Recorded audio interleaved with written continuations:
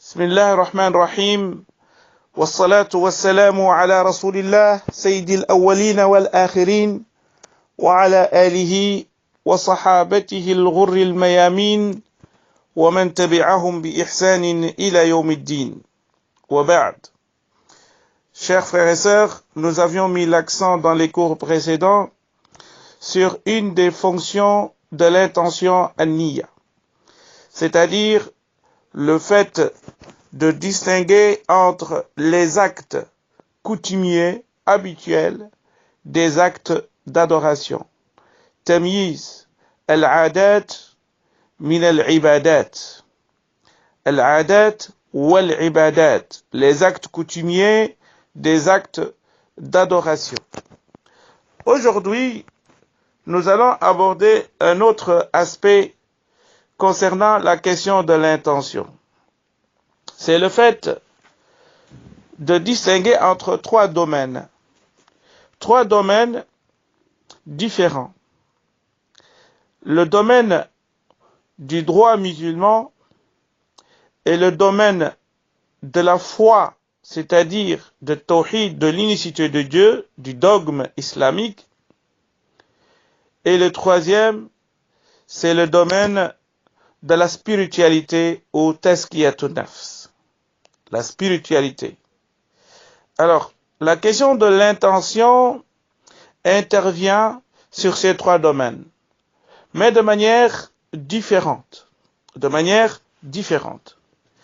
S'il s'agit du droit musulman, le jargon ou le concept utilisé, c'est an-niyya, l'intention. An-niyya, l'intention. Lorsqu'on est dans un domaine de jurisprudence, du droit musulman, le vocabulaire utilisé, c'est an-niyya, comme on dit niyyatus salat, l'intention de la prière, niyyatus zakat, niyyatul hajj, etc. Donc, pour la jurisprudence, on utilise le vocabulaire niyya. Par contre, s'il s'agit du dogme, de la aqida, de la foi musulmane, on utilise le vocabulaire ou le concept al-irada. Al-irada qui signifie la volonté. Donc ici, on est devant une question critique dans la foi musulmane ou dans le dogme islamique. Il s'agit du libre arbitre. Est-ce que l'homme est libre dans toutes ses actions, tous ses actes, ou il n'est pas libre? Alors, il sera jugé seulement sur les questions ou sur les actes intentionnels.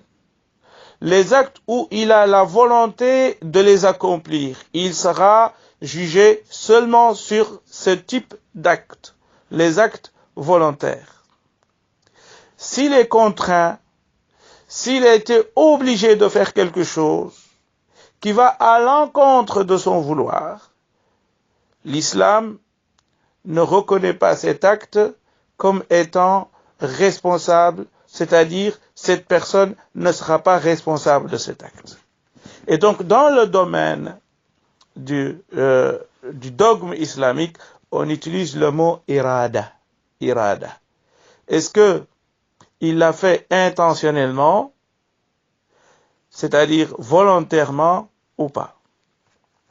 Et s'il s'agit de tazkiya, de la spiritualité, c'est-à-dire al-ihsan, que le prophète sallallahu alayhi wa sallam a donné la définition, an ta'budallah ka'annaka tarah fa in lam takun tarahu fa innahu yarak, adore Allah comme si tu le voyais, si tu ne le vois pas, sache que lui te voit.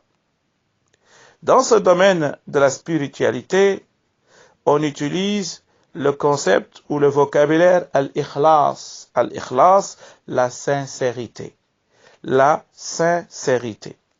Et donc voilà, chers frères et sœurs, donc trois domaines qui sont les trois grands axes de l'islam, c'est-à-dire al-iman, la foi, le dogme, Al-Islam, le droit, le fiqh. Al-Ihsan, Al-Tazkiya, la spiritualité de l'islam. Dans chaque domaine, il y a un vocabulaire à utiliser, c'est-à-dire les savants musulmans. Il y a un consensus entre les savants musulmans sur ces trois concepts à utiliser dans ces trois domaines différents.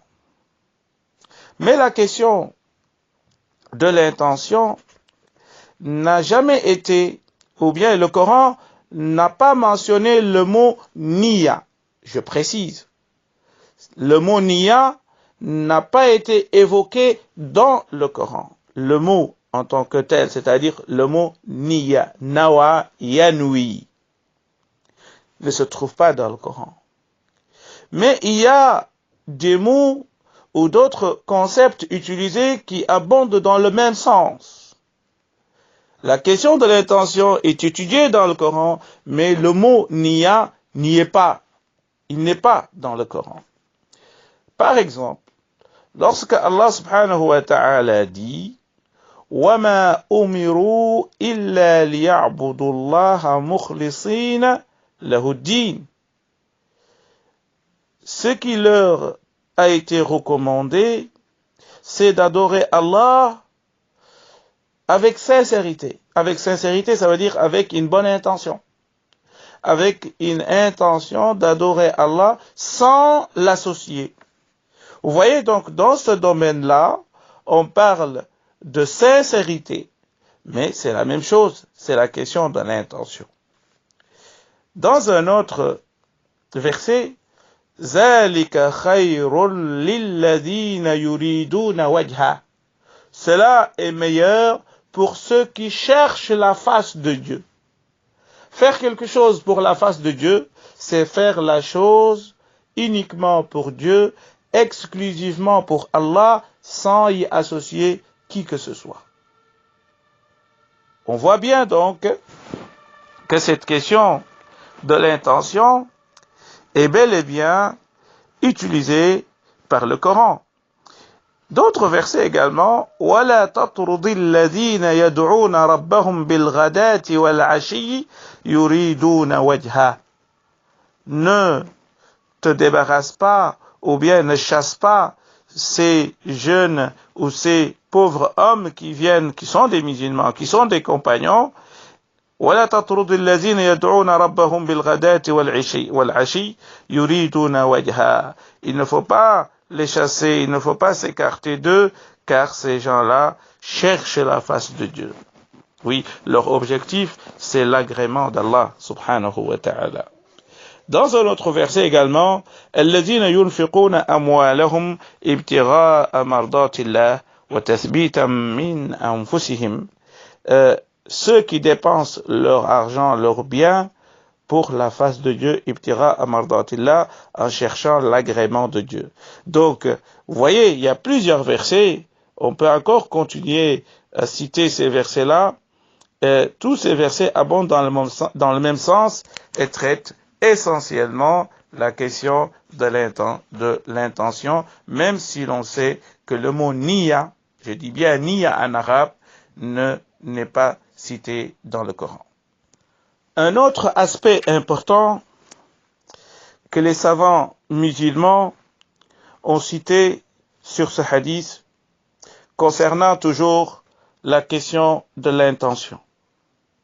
Oui, nous allons nous attarder sur cette question. Pourquoi? Parce qu'elle est très importante, surtout pour l'apprenant, pour chaque musulman, parce que nous serons jugés que selon notre intention. إنما الأعمال بالنيات, les actes ne valent que par les intentions. Ce hadith, les savants nous disent que c'est la balance intérieure. C'est extraordinaire lorsque les savants nous disent que ce hadith constitue la balance intérieure. La balance intérieure, qu'est-ce que cela veut dire? Mizanul batin. C'est-à-dire, si on veut savoir, est-ce que notre acte, l'acte posé, nos adorations, tout ce qu'on fait, est accepté par Allah ou pas, il faut seulement mettre cet acte ou cette action ou cette adoration sur la balance de l'intention. Oui, pourquoi j'ai fait cet acte?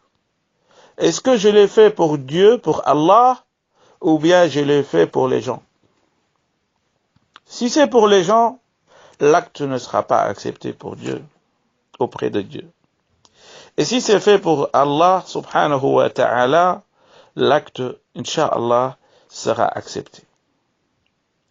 Alors, il y a un autre hadith qui constitue la balance extérieure. La balance extérieure. Qu'est-ce que cela veut dire? Oui, c'est-à-dire lorsque le prophète sallallahu alayhi wa sallam a dit Man amila amalan laysa alayhi amruna fahuwa raddun.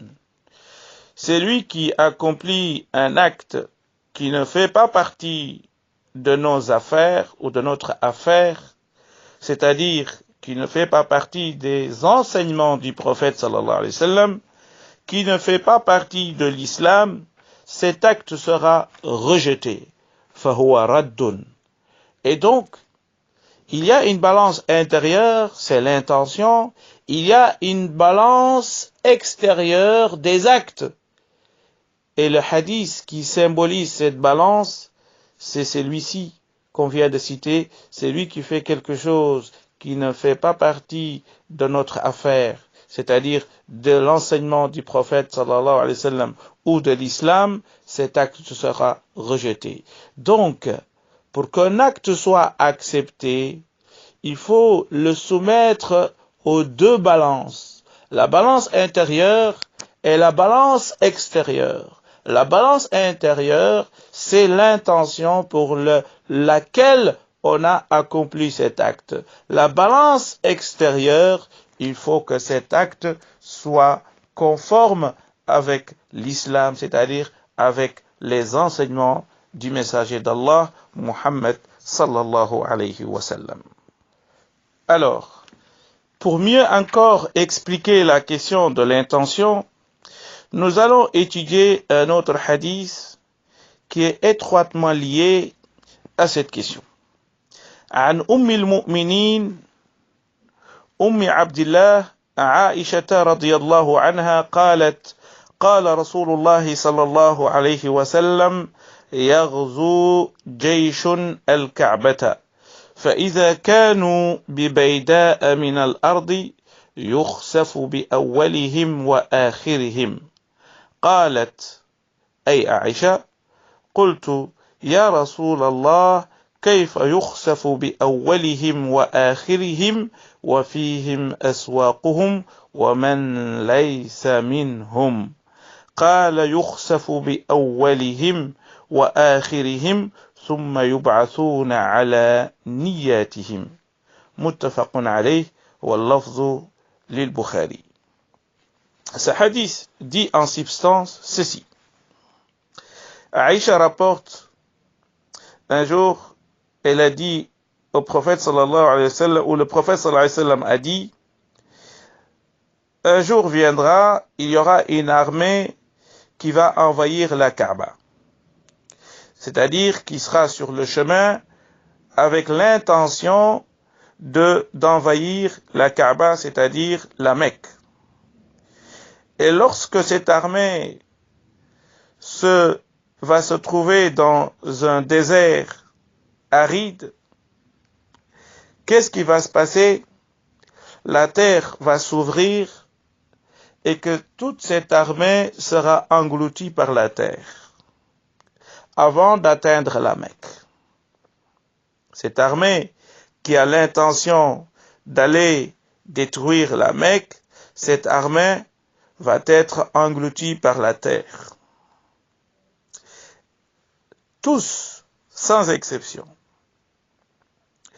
Et dans une autre version du hadith, il dit, il va rester, ou bien il y aura certaines personnes qui vont être épargnées. C'est-à-dire ceux qui vont aller raconter, ou celles qui vont aller raconter cette histoire parce que si cette armée elle est engloutie, leur histoire est finie et donc on n'aura pas d'informations sur cette armée. Donc il y aura peut-être quelques personnes qui vont survivre et qui vont raconter ce qui s'est passé. Ala kulli hal. Restons sur ce hadith. Donc le hadith dit, ils seront tous engloutis par la terre.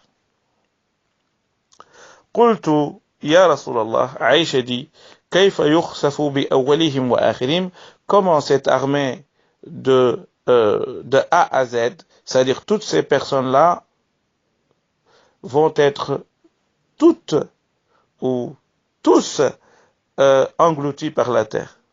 Alors qu'il y a parmi eux des gens innocents comme les commerçants qui les accompagnaient seulement pour vendre leurs marchandises, mais ils n'étaient pas venus pour envahir la Mecque.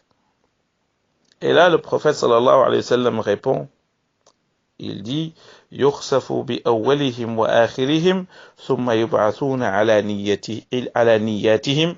Ils seront tous engloutis par la terre, mais le jour du jugement dernier, ils seront ressuscités chacun selon son intention. Masha'Allah. Ça veut dire quoi? Ça veut dire que ces hommes innocents qui étaient avec cette armée-là, ils ne seront pas jugés selon l'acte apparent parce qu'ils étaient seulement avec l'armée. Mais leur intention n'était pas d'envahir la Mecque, c'était seulement de venir avec leur commerce et faire du commerce et retourner chez eux.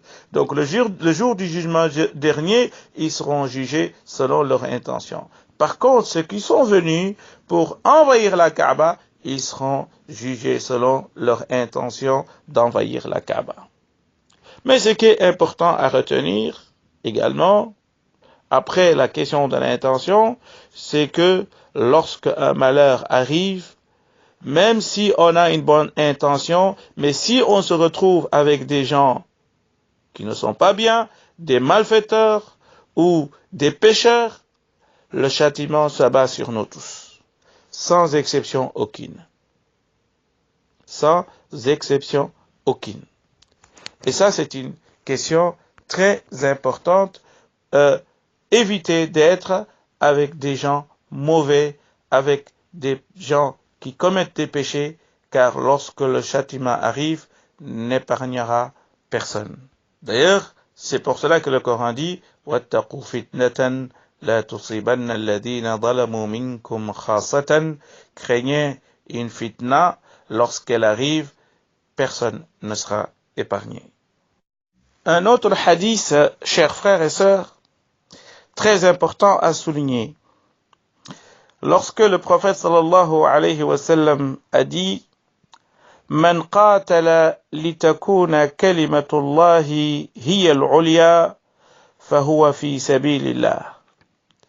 Celui qui combatte pour que la parole de Dieu soit au-dessus de tout, celui-là est dans les sentiers de Dieu, c'est-à-dire il combat pour Allah et pour la face d'Allah, subhanahu wa ta'ala, exalté soit-il. C'est-à-dire que dans une armée, il y a des gens qui combattent seulement pour montrer leur bravoure, mais il y a aussi dans la même armée celui qui combat, celui qui se bat seulement pour que l'islam triomphe et pour la face d'Allah subhanahu wa ta'ala. Ces deux individus n'auront pas le même traitement auprès d'Allah subhanahu wa ta'ala. Avant de clôturer ce chapitre, il est également important de souligner un autre hadith prononcé par le prophète sallallahu alayhi wa sallam. Il dit إذا مرض العبد أو سافر كتب له ما كان يعمل صحيحا مقيما. Qui est un hadith sahih, authentique, rapporté par Al-Bukhari. Le prophète sallallahu alayhi wa sallam dit lorsque la personne tombe malade, ou si la personne est malade, ou en voyage, tout ce qu'il faisait avant de tomber malade ou lorsqu'il n'était pas en voyage sera compté pour lui comme des hasanat, comme des bonnes actions. Je m'explique.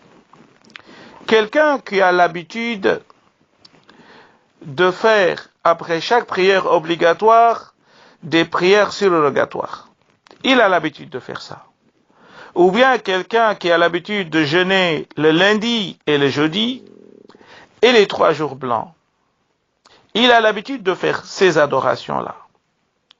Un jour ou plusieurs jours ou un mois, il tombe malade et il n'a plus la possibilité ou la capacité de faire ces adorations-là qu'il avait l'habitude de faire, même s'il ne les fait plus pas parce qu'il est malade, il sera récompensé. C'est comme si il était encore en train d'accomplir ses adorations en étant malade ou en voyage, parce qu'il a l'habitude de le faire. Vous voyez, chers frères et sœurs, c'est très important cette question, elle est très très importante. Tu es récompensé pour quelque chose que tu n'es pas en train de faire, parce que tu as l'habitude de le faire. Oui, parce que si la personne n'était pas malade, s'il n'était pas malade, elle faisait ou bien elle aurait fait ces choses-là parce qu'elle a l'habitude de faire ça. Et donc, si elle tombe malade, la personne sera continuellement récompensée par Allah subhanahu wa ta'ala. Un autre hadith qui explique également en profondeur la question de l'intention est que la personne sera récompensée selon son intention. عن أبي يزيد معن بن يزيد ابن الأخنس رضي الله عنه وهو وأبوه وجده صحابيون. معن et son père Yazid et Al-Akhnas sont 3 compagnons. Subhanallah. Le grand-père, le père et le fils sont tous les 3 des compagnons. Donc Ma'an dit, Kana Abi Yazid, mon père qui s'appelle Yazid, il avait sorti un peu d'argent pour une sadaqa à la mosquée. Donc il avait sorti une somme pour donner ça comme aumône. Et il a déposé cet argent chez un homme qui se trouvait à la mosquée. Et son fils Ma'an est passé par là, il a trouvé c'est-à-dire l'argent que son père avait déposé chez cet homme, il a repris cet argent. Et il est allé le donner à son père. Et là, ils se sont disputés, c'est-à-dire le père et le fils. Le père lui dit, pourquoi tu as pris l'argent? Est-ce que je peux encore le reprendre ou pas? En tout cas, il y a une dispute entre le père et le fils, c'est-à-dire entre Yazid et Ma'an. Et donc, ils sont allés auprès du prophète sallallahu alayhi wa sallam. Et le prophète sallallahu alayhi wa sallam répond ceci. Il dit, Laka ma nawayta ya Yazid. Il dit au père, au papa, tu as la récompense de ton intention. Ton intention, c'était de déposer cet argent à la mosquée pour une aumône. Et donc, tu seras récompensé. Walaka ma akhasta ya Ma'an.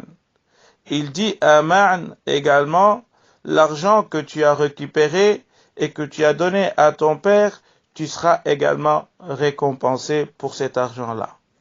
Vous voyez, l'homme dépense, donne une aumône, et l'aumône revient encore chez lui, et il est encore récompensé.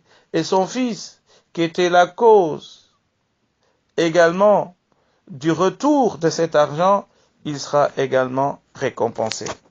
Barakallahu fina wa fikum, wassalamu alaykum wa rahmatullahi ta'ala wa barakatuhu. Inch'Allah, dans le cours, Inch'Allah, prochainement, nous allons toujours continuer sur la question de l'intention. Il y a également d'autres points à étudier. Barakallahu fikum.